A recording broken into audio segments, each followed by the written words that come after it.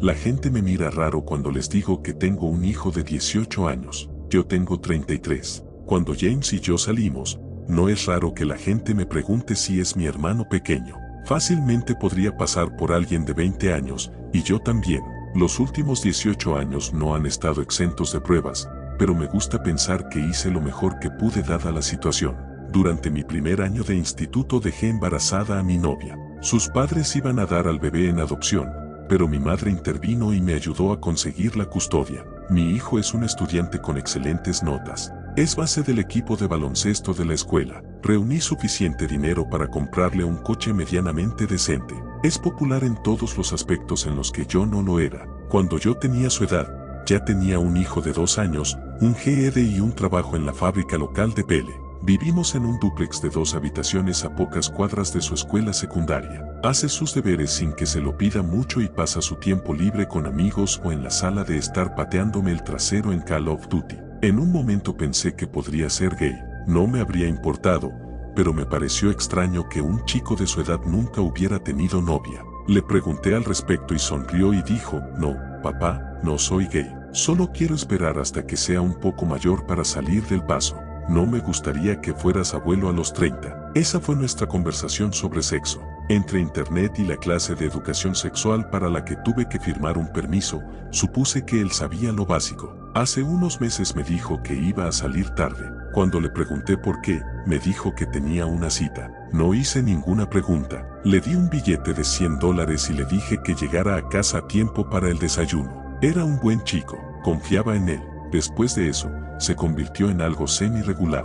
Me avisaba el viernes por la tarde que iba a estar fuera esa noche. Cada sábado por la mañana estaba en casa y se sentaba en el sofá a jugar a la Xbox antes de que yo me levantara de la cama. Nunca conocía ninguna de sus citas, pero supuse que se lo guardaba para sí. Como dije, confiaba en mi hijo. Era una persona sensata y no tenía motivos para sospechar que algo andaba mal. Normalmente no miro las noticias. Entre mi muro de Facebook y Twitter, normalmente sabía lo suficiente sobre los acontecimientos actuales como para no preocuparme. Por alguna razón, me encontré sentado frente al televisor a las 5 de la tarde y decidí ver las noticias. Ojalá no lo hubiera hecho. La televisión cambió de un anuncio a mostrar a la presentadora sentada allí con una cara sombría. Miró a la cámara y dijo, más tarde esta noche cubriremos una historia en desarrollo. Varias mujeres de la zona siguen desaparecidas mientras la policía busca pistas sobre si las desapariciones podrían estar relacionadas o no.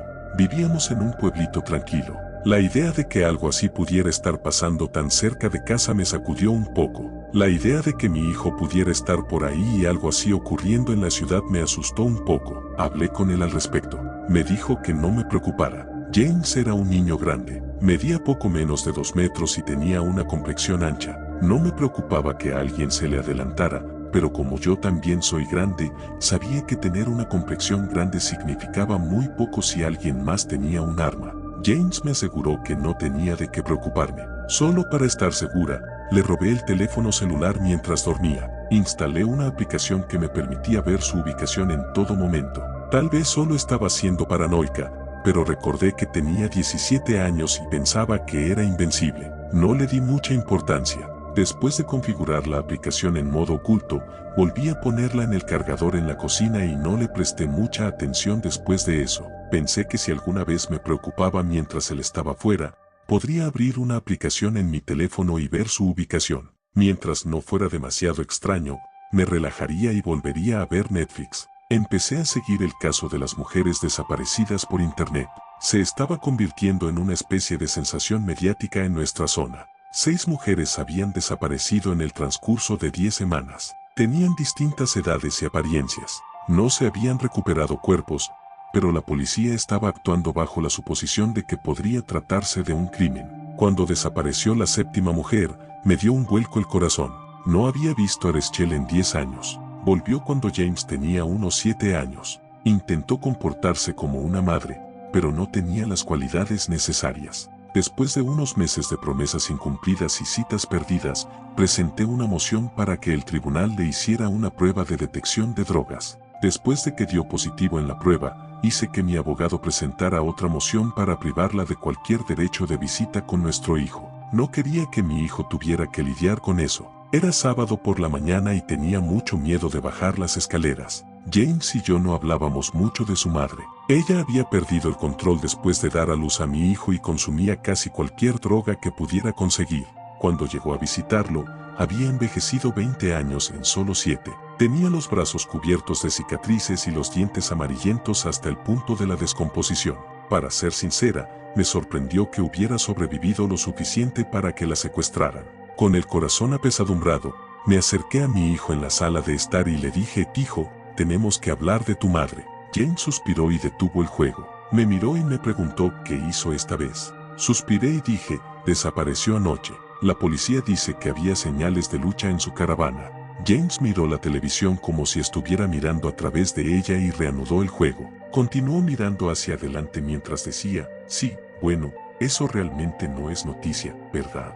James y yo no hablamos de su madre porque a él no le gustaba hablar de ella. Una de las principales razones por las que involucré a un abogado fue porque durante una de sus visitas, ella lo recogió y lo llevó a su apartamento. Al parecer, algunos clientes vinieron mientras mi hijo estaba sentado en el sofá. Su primera visita real con su madre terminó con unos drogadictos sentados a su lado en el sofá mientras se ganaban $20 por cada uno para atrapar a su madre. 3 horas después, un tipo al que James llamó Steven lo dejó en la casa. Estaba allí cuando salí del trabajo. Le pregunté qué había pasado y todo lo que dijimos fue que su madre ya no lo quería allí. Había estado sentado afuera sin chaqueta durante 4 horas. De todas las cosas que le podrían haber pasado, lo que más me alivió fue que hubiera sido algo tan insignificante. Había oído historias de terror sobre situaciones como esa que acabaron en desenlaces mucho más espantosos. Inmediatamente después de eso, puse a James en terapia. En unos pocos años, su estado de ánimo volvió a la normalidad y las visitas al terapeuta se hicieron menos frecuentes. Hasta esa noche, me había preguntado por su madre aproximadamente una vez cada 2 meses. Desde entonces, creo que podría haberla mencionado una vez. La semana siguiente me hizo saber que iba a tener otra cita. Mi preocupación contenida se manifestó esa noche al abrir una aplicación en mi teléfono. Condujo hasta una dirección al azar en el otro lado de la ciudad y luego a un lugar en el medio de la nada. Instalé la semana varias semanas antes y no le di mucha importancia. Sin embargo, no me había dado cuenta de que había estado rastreando sus movimientos. Según los registros, había estado en ese lugar en el medio de la nada al menos 4 veces en las 6 semanas anteriores. Revisé sus paradas y sus rutas y noté que uno de los lugares en los que había estado era el remolque de Rachel la noche en que desapareció. Sospeché, pero no estaba dispuesta a comprender lo que cada célula de mi cerebro me habría estado gritando si se tratara de cualquier otro niño. Tiré el teléfono sobre la cama y saqué una botella de whisky de la mesilla de noche. Bebí hasta quedarme dormida y me desperté aturdida a la mañana siguiente. James estaba abajo jugando a Dark Souls y comiendo un Pop-Tart. Me tomé un Red Bull y salí tambaleándome hacia mi coche. Había decidido ir a ese lugar en medio de la nada y ver a dónde había llevado mi hijo a sus citas. Realmente desearía no haberlo hecho. Realmente desearía no haberlo hecho. Mi GPS me llevó a un camino de grava que estaba en mal estado. Después de conducir por él durante aproximadamente un cuarto de milla con un denso bosque a ambos lados, se abrió a un claro con un pequeño estanque. Me detuve al borde de la grava y salí de mi auto. Pude ver los restos de una fogata cerca del estanque. Caminé hacia ella. Las cenizas todavía estaban calientes. Suspiré aliviada. Mi hijo había encontrado un campo tranquilo con un estanque en el medio de la nada y estaba desmayándose con sus citas bajo las estrellas. Estaba casi orgullosa de él, y luego noté las huellas que conducían hacia el estanque. Parecía que alguien había arrastrado algo pesado hasta el borde del agua. Me acerqué al borde del agua y miré fijamente el agua turbia. Me volví hacia el pozo de fuego y noté manchas de sangre en la hierba detrás de mí. Con algo de inquietud, me metí en el agua y a unos 3 metros de distancia se confirmaron mis peores temores. Pisé algo duro. Me agaché para sentir lo que era y era una gruesa cadena de leña. Tiré de ella para revelar un cuerpo empapado envuelto en una manta. Retiré la tela para revelar una cara hinchada. Era Rachel. Rápidamente envolví su cuerpo y lo empujé bajo el agua. Corrí de regreso a mi auto y aceleré hasta casa.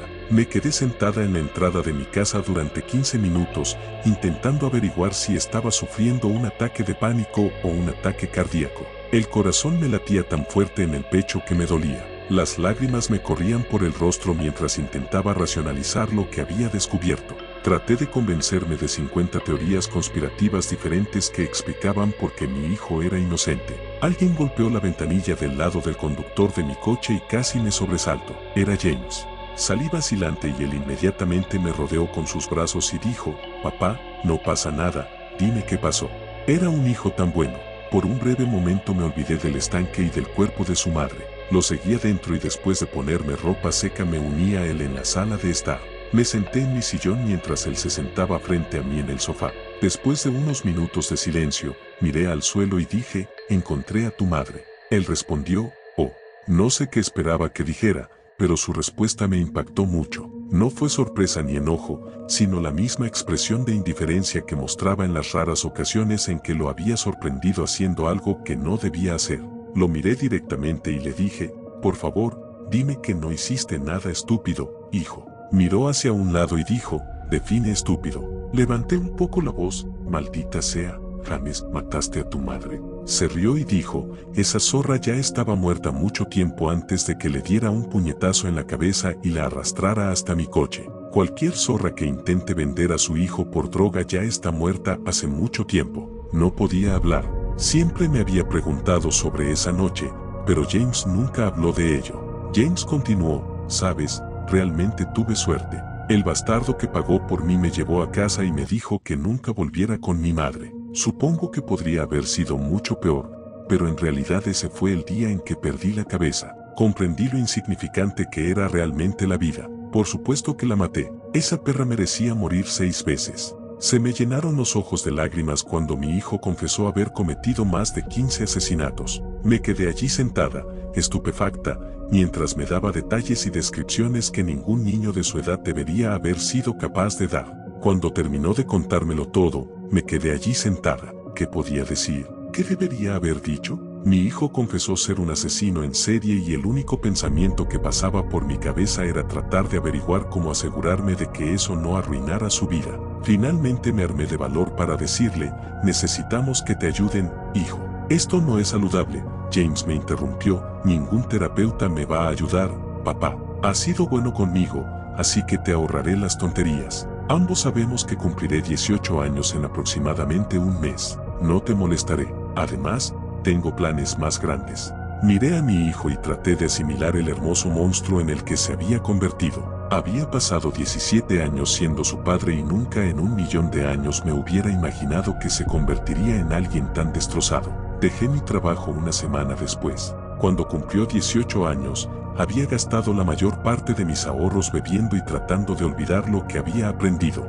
Efectivamente, el día después de su 18º cumpleaños, él ya no estaba. Cualquier parte de mí que albergaba esperanzas para él se perdió unas semanas después, cuando la policía descubrió los cuerpos en el estanque. Para entonces, él ya había desaparecido hacía mucho tiempo. Hace unas semanas recibí una postal. Era una foto de una playa de arena. En el verso estaba escrito: «Hola papá, solo quería hacerte saber que estoy bien». Lo tiré sobre la mesa junto a la puerta y volví a beber. Una parte de mí quiere ir a la policía y contarles todo. Probablemente no sería tan difícil localizarlo. Aún así, es mi hijo. Estoy dispuesto a hacer muchas cosas, pero entregar a mi hijo a la justicia por delitos que lo llevarían al corredor de la muerte está fuera de mi nivel de deber cívico. La culpa aumenta un poco cada día. Por ahora, lo único que puedo hacer es esperar que realmente esté bien. No tengo idea de dónde está. No quiero saberlo. Lo único que puedo hacer es esperar que haya dejado de matar. Realmente era un buen chico. Es alto y carismático. Estoy seguro de que triunfaría si tan solo lo intentara.